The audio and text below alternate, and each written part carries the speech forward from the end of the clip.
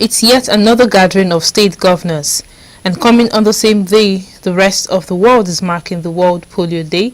Attention this time is on the resurgence of the disease in Nigeria. At the end of the meeting, the governors declared their readiness to work with the federal government on polio eradication. We discussed about the various issues and presentation were made on the issue of polio. Minister of Health as well as his counterpart in water resources. They made some presentation, and in the issue of polio, it's no longer a news that we have outbreak which has set us back in Borno, and all of us, we can understand why in Borno, because of lack of access by the health workers, and all hands are on deck. I believe Minister of Health has explained to you the actions we are responding to both the federal and states.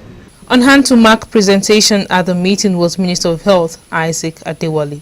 He spoke about plans for a national framework policy not only to combat polio but also to sustain the progress being recorded in the health sector. It is still work in progress, and we share to them some of the things that we're doing. We inform them that we are working on a national policy. There has been two previous attempts to develop a national policy in Nigeria, one in 1988, one in 2004. The current one is the third, which we are working on, so I told them about it. And as things evolve, we share with them. But quite critically, we're talking about how do we deliver universal coverage to our people?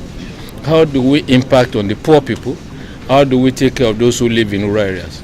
And how do we also ensure that Nigerians who get pregnant do not die in pregnancy and delivery? How do we ensure that we give vaccines to young ones?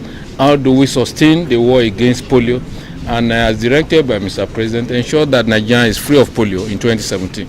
The governors had, since the resurgence of polio in Borno, given their word on cooperation with the health authorities.